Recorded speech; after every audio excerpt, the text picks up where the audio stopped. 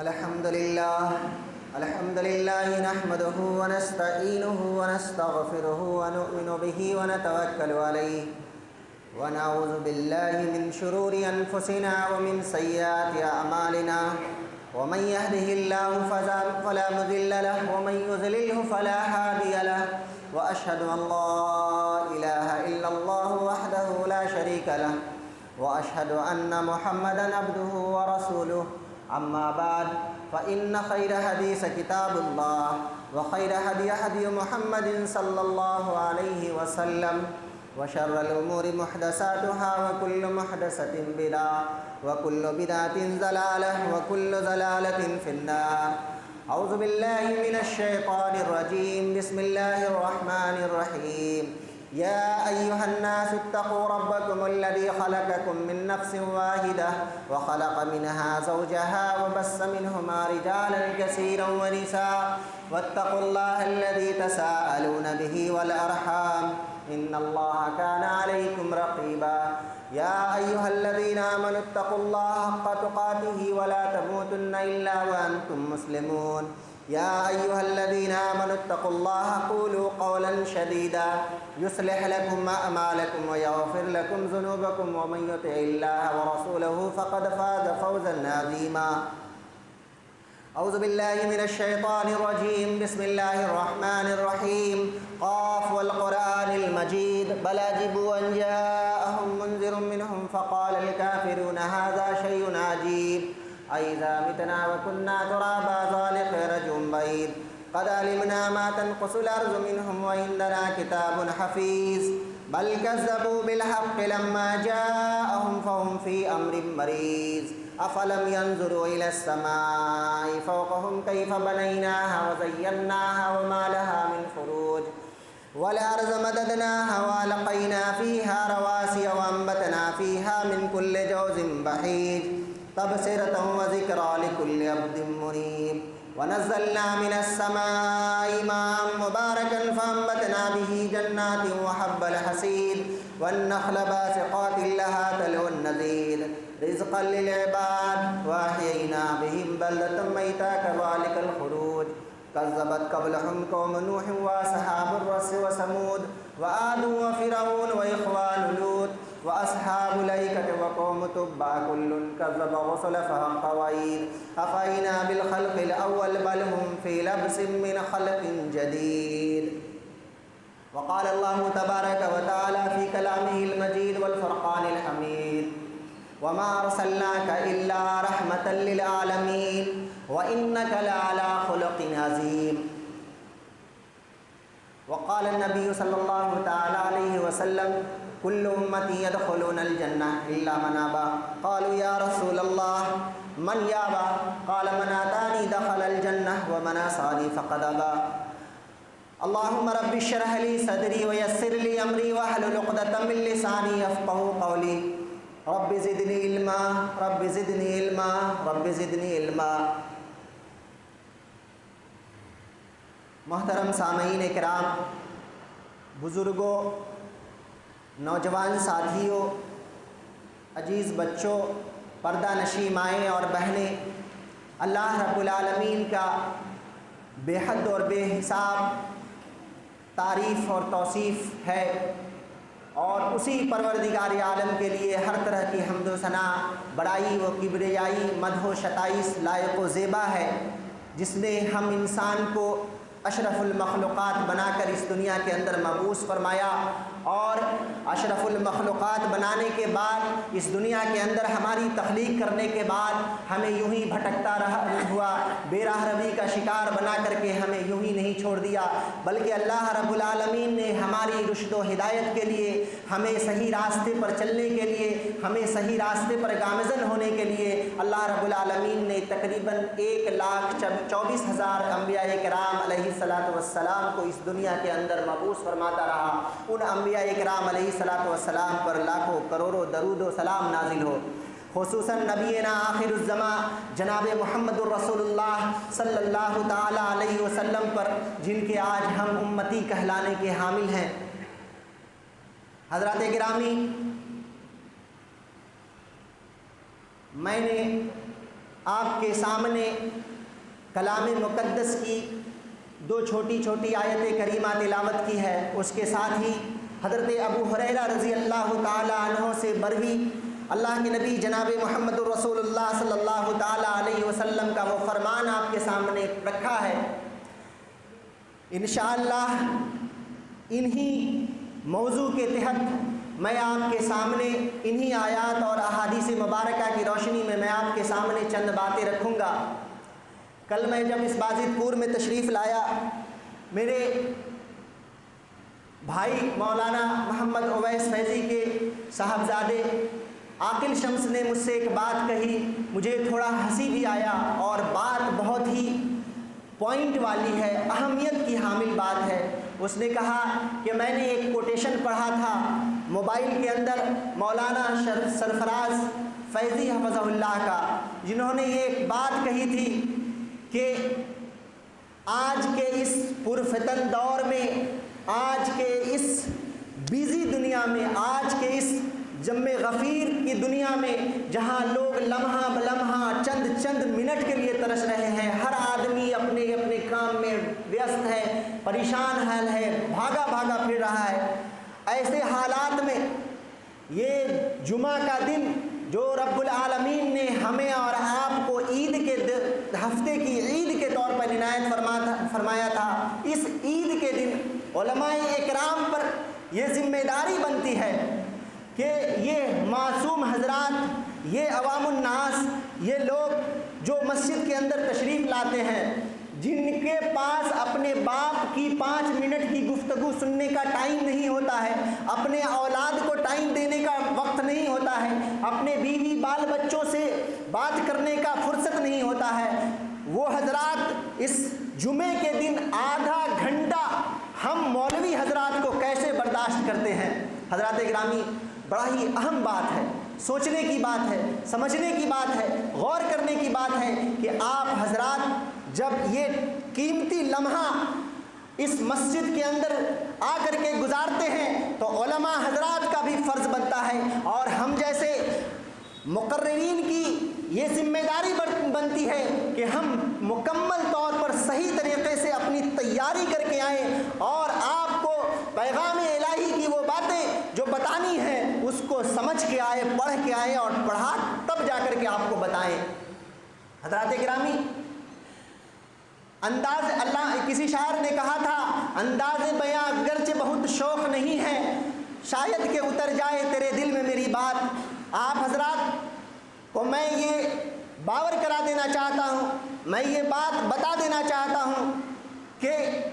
اس خطبہ جمعہ کے اندر اگر میری زبان سے کوئی الفاظ ایسے نکل جائیں جو آپ کے شان نہ ہو، آپ کے دلوں کو ٹھیس پہنچے، تو برائے کرم آپ اسے طنز کا نشانہ نہ بناتے ہوئے ہماری اصلاح فرمائیں گے، انشاءاللہ میں اسے ضرور قبول کروں گا۔ حضرات گرامی، یہ مہینہ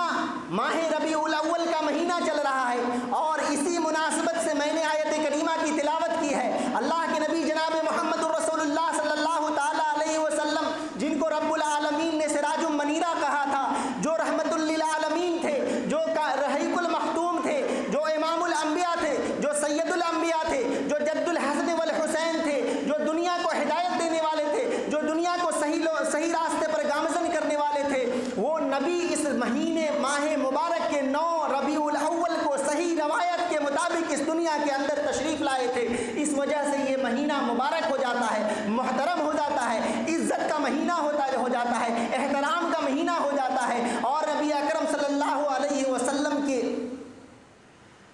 اس مہینے میں بعثت ہونے کی وجہ سے یہ مہینہ ہمارے لیے احترام اور عزت کا مہینہ ہو جاتا ہے۔ تو ہمیں اور آپ پر بھی یہ واجب اور ضروری ہوتا ہے کہ ہم نبی اکرم صلی اللہ تعالیٰ علیہ وسلم کے اس پیغام کو جو اللہ کے نبی جناب محمد رسول اللہ صلی اللہ تعالیٰ علیہ وسلم نے فرمایا تھا کہ اے نبی، اللہ تعالیٰ رب العالمین نے فرمایا تھا، اے نبی آپ لوگوں سے کہہ دیجئے، قل ان کنتم تحبون اللہ فاتبعونی یحببکم اللہ، کہ اگر تم اللہ رب العالمین سے محبت کرتے ہو اور اللہ رب العالمین کے تم بندے ہو، اللہ رب العالمین کے کلمے کی گواہی دیتے ہو، تو فتبعونی، نبی اکرم کی اتباع کرو، نبی اکرم کی پیروی کرو، اللہ بھی تم سے محبت کرے گا اور تمہاری گناہوں کو وہ پروردگار عالم معاف فرما دے گا۔ حضرات گرامی، یہ وہ مہینہ ہے جس کے اندر محمد الرسول اللہ تشریف لائے، لیکن اللہ رب العالمین کا بے پایا بے حد و حساب شکر اور احسان ہے کہ پروردگار عالم نے ہمیں اس بستی کے اندر اور خاص کر ہم مسلمانوں کو اس بازد پور کے اندر وہابیوں کے گھر میں پیدا کیا، جسے وہابی کے نام سے جانا جاتا ہے، جسے اہل حدیث کے نام سے جانا جاتا ہے۔ اور یہ فخر کی بات ہے،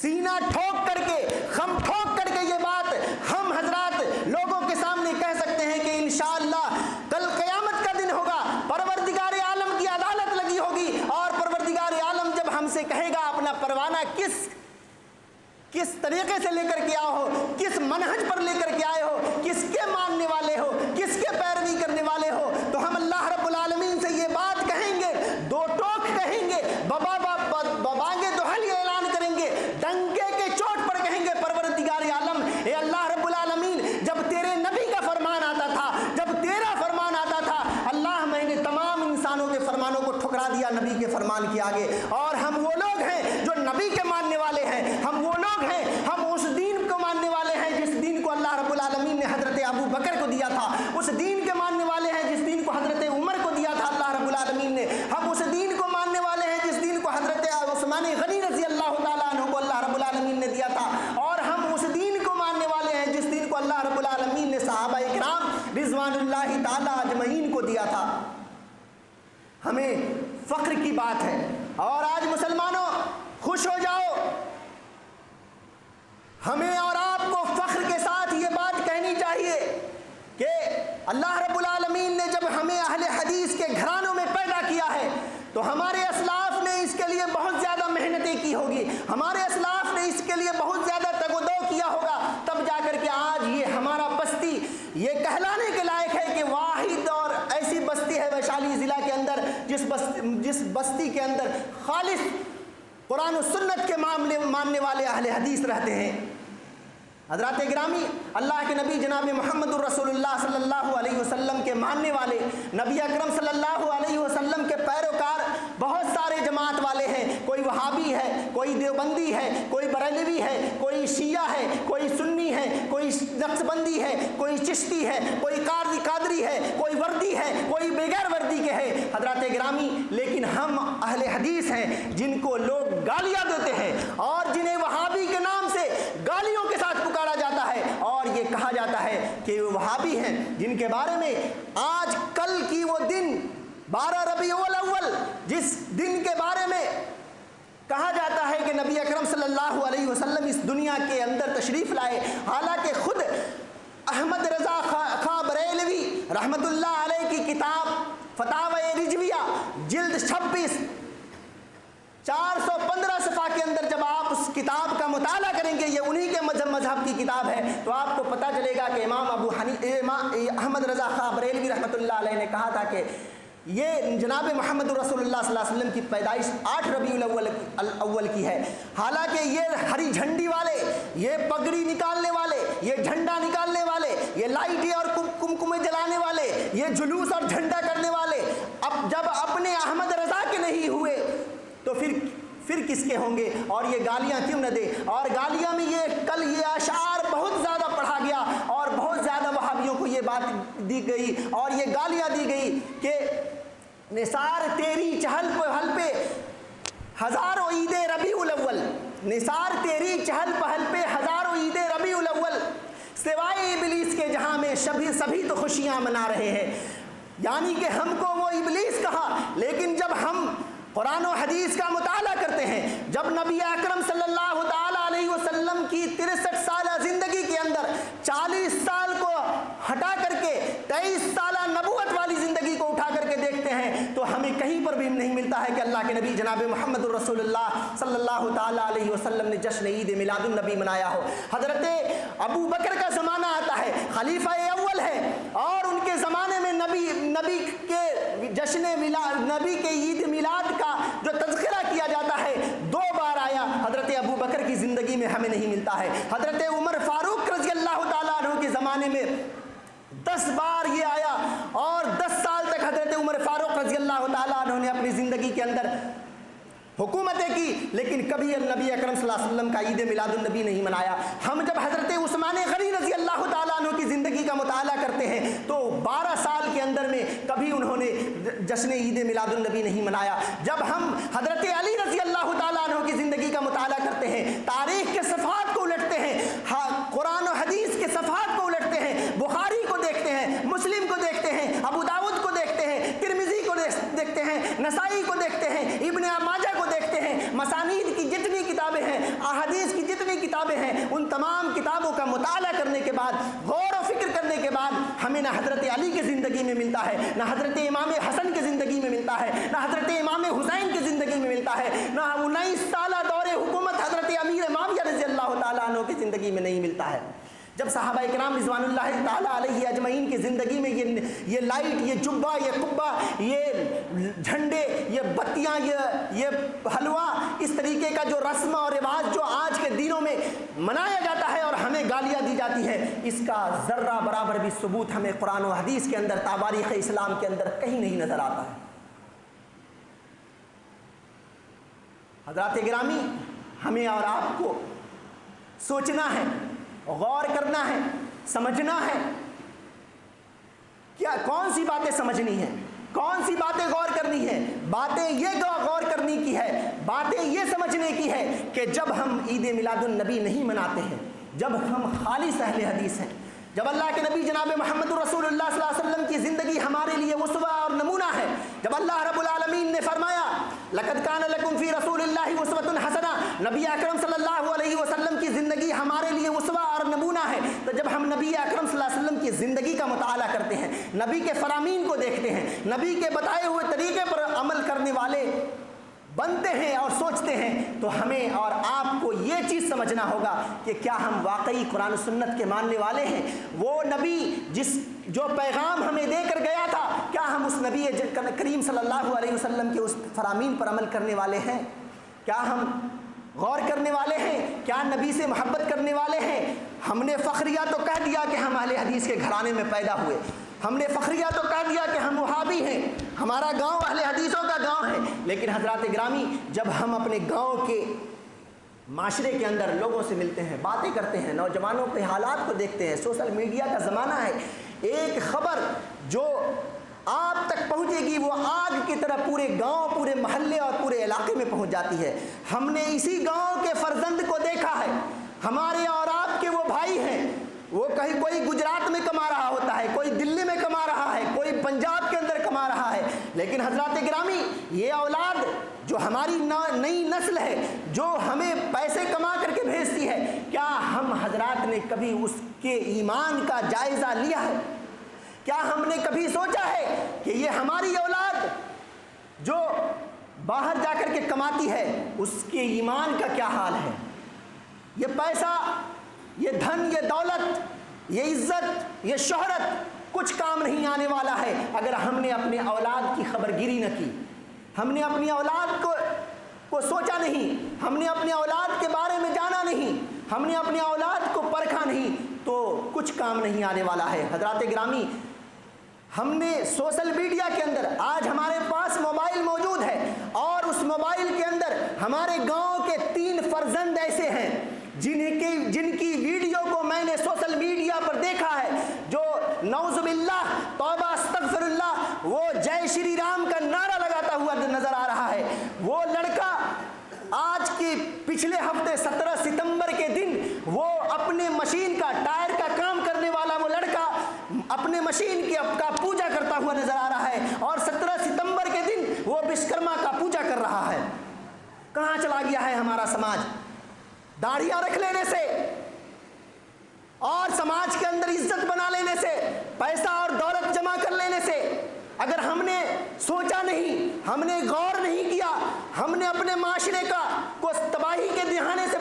بچایا نہیں، تو اس کے اندر علماء بھی پھنسیں گے، اس کے اندر سرداران بھی پھنسیں گے، اس کے اندر بڑے بڑے لوگ بھی پھنسیں گے، اور وہ حضرات سب سے زیادہ پھنسیں گے جن کا گاؤں کے اندر زور ہے، جن کا گاؤں کے اندر ذمہ داری ہے، جو اپنے آپ کو بول والا سمجھتے ہیں، جو کہتے ہیں کہ ہماری بات گاؤں मानी जाती हैं। अगर आपने अपने समाज को बचाया नहीं तो आप सोचें कि आपका समाज कहाँ जा रहा है, आप किस अमीक गहराई में जा रहे हैं और आने वाला दिन आपके लिए कैसा होगा।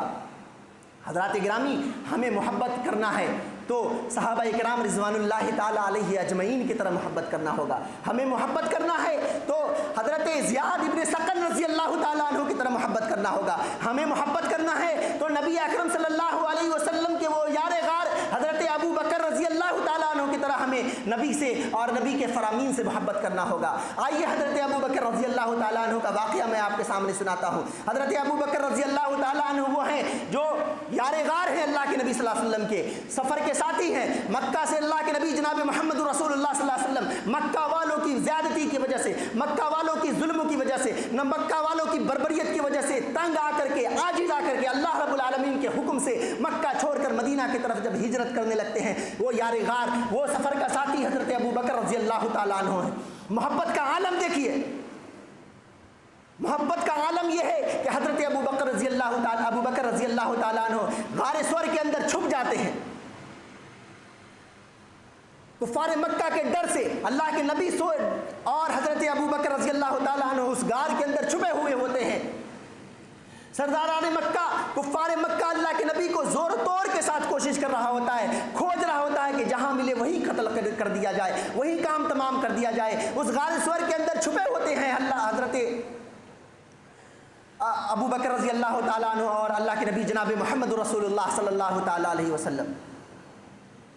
हज़रत अबू बकर रज़ी अल्लाह ताला अन्हु के रान पर सरवर कायनात सल्लल्लाहु ताला अलैहि वसल्लम का सरे मुबारक है और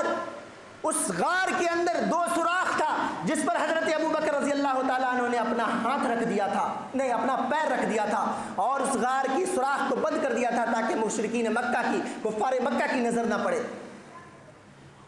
और हुआ यह कि उस अंधेरे गार के अंदर एक जहरीला सांप निकलता है और हज़रत अबू बकर रज़ी अल्लाह ताला अन्हु को काट लेता है। शिद्दत की तकलीफ होती है, इतनी ज़्यादा चुभन होती है, इतनी ज़्यादा तकलीफ होती है कि सरवर कायनात सल्लल्लाहु अलैहि वसल्लम को अपने गोद में सुलाने की वजह से मुंह से आवाज़ नहीं निकलती है, लेकिन आँख जो होता है ना अपने दर्द को बर्दाश्त नहीं कर पाता है और उससे आंसू टपकने लगती है। हज़रत अबू बकर रज़ी अल्लाह ताला अन्हु के आंखों से वो आंसू कौनैन के सरदार जनाब मोहम्मद रसूलुल्लाह सल्लल्लाहु अलैहि वसल्लम के चेहरे पर जब पड़ता है, अल्लाह के नबी की आंख खुल जाती है। अल्लाह के नबी जनाब मोहम्मद रसूलुल्लाह सल्लल्लाहु अलैहि वसल्लम ने देखा कि अबू बकर क्यों रो रहे हो, मामला क्या है। कहा अल्लाह के नबी किसी जानवर ने डस लिया है। कहा तुम मुझे बताए क्यों नहीं, मुझे बताया क्यों नहीं, मुझे जगाया क्यों नहीं। कहा अल्लाह के नबी आप गहरी नींद में सोए हुए थे। हाय कौनैन का सरदार रहमतुल लिल आलमीन हज़रत अबू बकर के गोद में सोया हुआ है, कैसे जगा दे। मोहब्बत का ये आलम है कि जहरीले सांप ने डस लिया है, जान का खौफ है, मर जाने का डर है, लेकिन नबी अकरम सल्लल्लाहु अलैहि वसल्लम को उठाना गवारा न किया। अल्लाह के नबी जनाब मोहम्मद रसूलुल्लाह सल्लल्लाहु अलैहि वसल्लम ने दुआ की और अपने लुआब दहन को उस सांप के काटे हुए जगह पर लगा दिया, जिससे हज़रत अबू बकर रज़ी अल्लाह ताला अन्हु का ज़ख्म ज़ाइल हो गया। हमें मोहब्बत करनी है, ज़रा सी तकलीफ़ होती है, ज़रा सी मुसीबत आती है, ज़रा सी परेशानी आती है, हम बिलबिलाने लगते हैं, हम तिलमिलाने लगते हैं, हम कहते हैं कि नौज़ुबिल्लाह अल्लाह ने हमारे साथ इंसाफ़ी नहीं किया। अल्लाह किसी के साथ ना इंसाफ़ी नहीं करता है। आपके साथ अगर मुसीबतें आती है, आपके साथ अगर परेशानियां आती हैं, आप पर अगर किसी तरीके का गम आता है, तो उसकी सबसे बड़ी वजह यह है कि अल्लाह रब्बुल आलमीन आपको आज़मा रहा है या तो आपको सज़ाएं दे रहा है। अल्लाह रब्बुल आलमीन कभी नेक बंदों को भी आज़माता है, कभी बदों को उसकी आज़माए, उसको मुसीबत में डाल करके उसको नेक राह पर लाने की कोशिश करता है। तो हमारे ऊपर जब मुसीबत आए, हमारे ऊपर जब परेशानियां आए, हमारे ऊपर जब रब्बुल आलमीन की आज़माइश आए, तो हमें भी चाहिए कि परवरदिगार आलम सल्लल्लाहु अलैहि वसल्लम के बताए हुए फरामीन के मुताबिक सब्र करें और सब्र का दामन थामते हुए हम कुरान और हदीस को अपने सीने से लगाए रहें और किरदार मुस्तफ़ा को अपने सामने रखते हुए अपनी तरबियत करें, अपने बाल बच्चों की तरबियत करें, अपने अहल व अयाल की तरबियत करें। मोहब्बत रसूल का ये आलम है कि लोग गालियाँ देते हैं, वहाबियों को बुरा भला कहते हैं, हमें गालियों से नवाजा जाता है, लेकिन ہم جو محبت رسول کا دعویٰ کرنے والے ہیں کہ ہمارا عقیدہ درست ہے، کل قیامت کے دن اللہ رب العالمین ہمیں عقیدے کی بنیاد پر، اللہ رب العالمین کل ہمیں عقیدے کے ذریعے ہمیں جنت کے اندر اعلیٰ مقام عطایت فرمائے گا، اور ہم اس خوش فہمی میں مبتلا ہیں، اور ہونا بھی چاہیے کہ کل قیامت کے دن شرک کے علاوہ اللہ رب العالمین کے ساتھ کسی کو شریک کیے ہوئے بغیر اگر سمندر کے جھاگ کے برابر، اگر پہاڑ کی جتنی برابر بھی برائیاں اور گناہیں لے کر کے جب اللہ رب العالمین کے سامنے حاضر ہوں گے تو کل قیامت کے دن اللہ رب العالمین ہمیں ہو سکتا ہے کہ معاف فرما دے، ہمیں بخش دے۔ لیکن اگر ہم شرک اور کفر کے عمیق دلدل میں پھنس کر کے نبی اکرم صلی اللہ تعالیٰ علیہ وسلم کے بتائے ہوئے فرامین کو چھوڑ کر کے ہمارا سماج اگر اس برائیوں میں جکڑا رہے گا تو پھر ہم اس خوش فہمی میں نہیں رہیں کہ ہم اللہ رب العالمین ہمیں چھوڑ دے گا، اللہ رب العالمین ہمیں معاف فرما دے گا۔ اللہ رب العالمین کا وعدہ ہے ان بطش ربک لشدید، اللہ رب العالمین کی پکڑ جو ہے بہت سخت ہے، اور جب پروردگار عالم کی پکڑ ہمارے سامنے آئے گی نا تو اچھے اچھے لوگوں کے پسینے چھوٹ جائیں گے۔ ہمیں اور آپ کو سوچنا ہے کہ ہمارا سماج، ہمارا معاشرہ کہاں چلا گیا۔ حضرات گرامی، سرداران بازت پور یا بڑے بڑے وہ لوگ جو اپنے آپ کو بڑے سمجھتے ہیں، اپنے آپ کو عہدیدار سمجھتے ہیں، آپ کی ذمہ داری ہے کہ آپ اس سماج کو ڈوبتے ہوئے سماج کو کنارے پر لے کر کے آئیں اور ان کو اس عمیق دلدل سے بچائیں۔ آپ اپنے بچے کو توحید کا درس دیں، آپ اپنے بچوں کو رسالت کا درس دیں، آپ اپنے بچوں کو قرآن و حدیث کا درس دیں، اور اگر آپ نے اسلام کی تربیت کے طور پر بچوں کو ایسا نہ کیا تو مسلمانوں، آپ کے لا الہ الا اللہ کہہ لینے سے، آپ کے محمد الرسول اللہ کہہ لینے سے، آپ کے کردار کے اندر درست کیا جانے سے آپ بچیں گے نہیں، کیونکہ اللہ رب العالمین کا فرمان ہے کہ قوا انفسکم واہلیکم نارا، تم اپنے آپ کو اور اپنے اہل و عیال کو بھی جہنم کی عذاب سے بچاؤ۔ اگر آپ نے اپنے اہل و عیال کو اور اپنے بال بچوں کو جہنم کی عذاب سے نہیں بچایا تو پھر انجام وہی ہونے والا ہے جس کا تذکرہ قرآن و حدیث میں اللہ کے نبی جناب محمد رسول اللہ صلی اللہ علیہ وسلم نے ہمیں بتایا ہے۔ محبت رسول کے ماننے والے، محبت رسول پر چلنے والے، جشن عید میلاد النبی کو ماننے والے، جشن عید میلاد النبی کا جھنڈا لے کر چلنے والے جتنے بھی لوگ ہیں، وہ کیا اس طریقے کی محبت کر سکتے ہیں جس طریقے کی محبت حضرت زیاد بن ثقل رضی اللہ تعالیٰ عنہ نے کیا تھا؟ جنگ احد کا موقع ہے، اللہ کے نبی جناب محمد رسول اللہ صلی اللہ تعالیٰ علیہ وسلم مسجد کے اندر بیٹھے ہوئے ہیں، صحابہ کرام رضوان اللہ تعالیٰ علیہ اجمعین سے پوچھ رہے ہیں، مشورہ لے رہے ہیں۔ اس بیچ اللہ کے نبی نے ایک تلوار اٹھا لیا اور تلوار اٹھا کر کے کہا کہ کون ہے جو میری اس تلوار کے ذریعے سے میری حفاظت فرمائے گا؟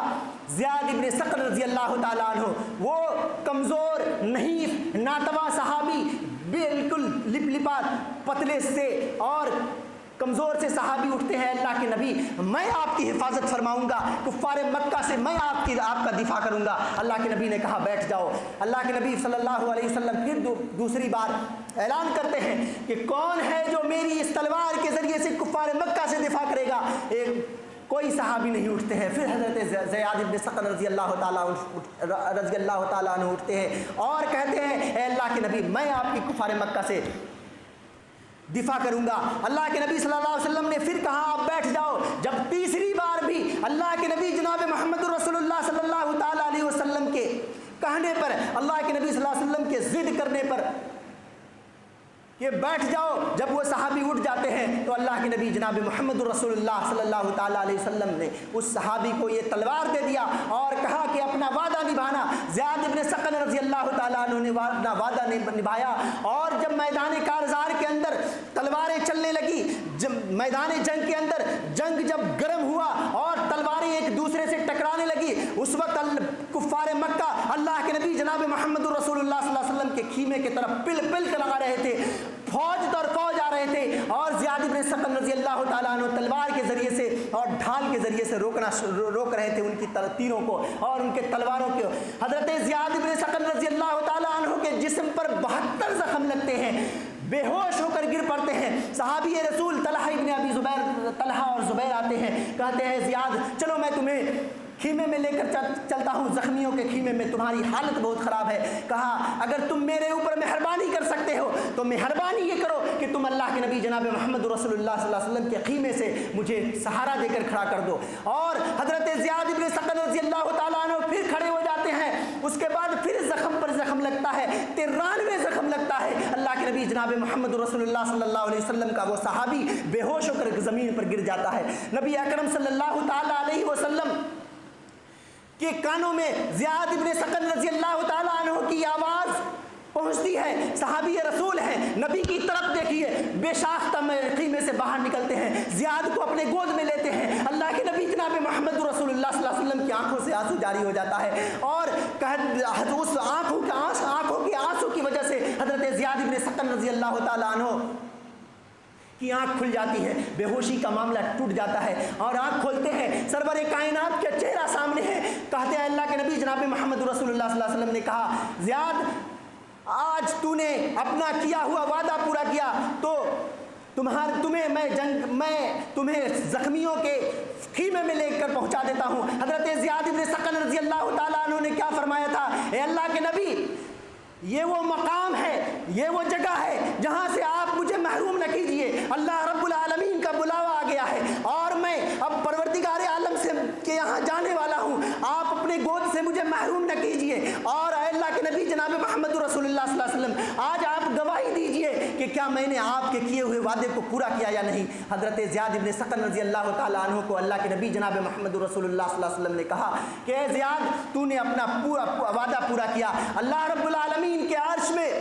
وہ بات پہنچتی ہے، اللہ کو جلال آتا ہے، اور اللہ رب العالمین فرشتوں سے حکم دیتا ہے کہ حضرت زیاد بن سقن رضی اللہ تعالیٰ عنہ کی روح کو جنت کے 8 دروازوں کو کھول دو، جس دروازے سے جانا چاہے اس کی روح جنت کے اندر داخل ہو جائے۔ جی ہاں، جناب محمد رسول اللہ صلی اللہ علیہ وسلم کے صحابی وہ تھے جو اپنی جان کو نبی کے اوپر نثار کر دینا فخر سمجھتے تھے، اور آج ہم نبی کے فرامین پر عمل کرنا گوارا نہیں کرتے ہیں۔ ہمیں اور آپ کو سوچنے کی ضرورت ہے، ہمیں اور آپ کو غور کرنے کی ضرورت ہے، ہمیں اور آپ کو بتلانے کی ضرورت ہے۔ حضرات گرامی، میں وقتاً فوقتاً آپ کے اوپر جو الزام ٹھہراتا ہوں، اور آپ کو وہ باتیں جو آپ کے گاؤں کے اندر ہمارے اس گاؤں کے اندر ہوتی رہتی ہے، اس کو بتانے کا مقصد صرف یہ ہے کہ یہ ہمارا بھی گاؤں ہے، یہ ہمارے لوگ ہیں، یہ ہمارے محلے والے ہیں، جن کے بارے میں کبھی دل کہتا ہے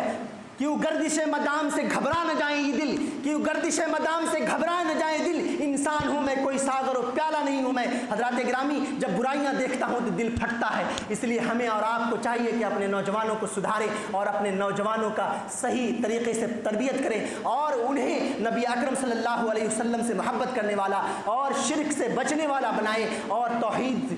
پر مرنے والا بنائے، توحید پر مٹنے والا بنائے۔ انہی باتوں کے ساتھ میں اپنی